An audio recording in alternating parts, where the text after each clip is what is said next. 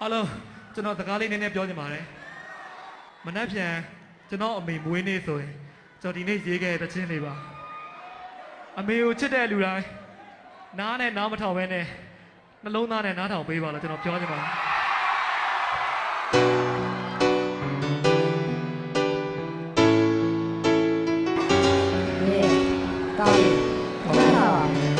ဘာလို့လဲမင်းတို့ပတ်စံနည်းနည်းတော့ပြောရတယ် ဘာလို့မလဲလေတော့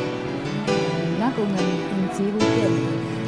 တကယ်နဲ့တော့ဒီလိုတော့ပြင်စီတယ် ဘာလို့လဲ3000လောက်ဆိုရမယ်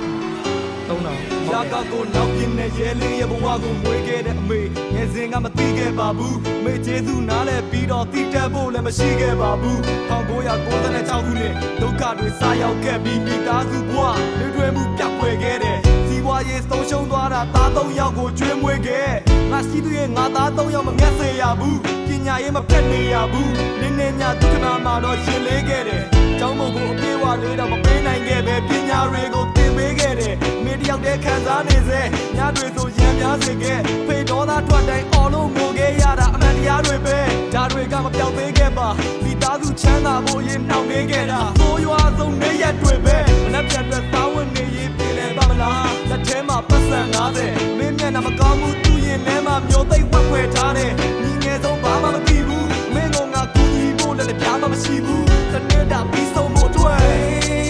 လို့လေအိမ်တဲ့နောက်ကြတဲ့ချိန်မျောနေမှလာမနဲ့တဲ့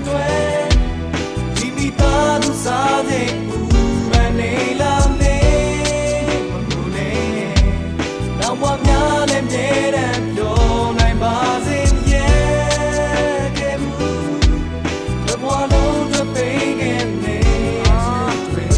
ကလေးတွေကိုငင်းရှက်ရဲ့အသားလုံးတွေကိုချက်ကျွေးခဲ့တာအပိရင်နဲ့အယိုးဟင်းတွေကအမဲတွေဟင်းလားဒါတွေကအမဲတွေတရားလားမြင့်မို့တော့ဘလောက်မြင့်လို့လဲနိုင်ရှိရင်နေနေလေးပဲစိတ်ထဲမှာတစ်စိမ့်စိတ်တွင်းမြဲမျက်ရည်တွေစီးကြနေစေဆွဲကြိုးလေးသွားပေါက်ပြီးတော့စတူဒီယိုဘိုးတွေရှင်းပေးခဲ့တာရှင်ထဲမှာမီးတောက်တွေနဲ့တန်စင်တွေတီးခေါက်နေခဲ့ရဲလေးကအောက်ခြေကပဲဒီပုံစံနဲ့တက်လာတာပါ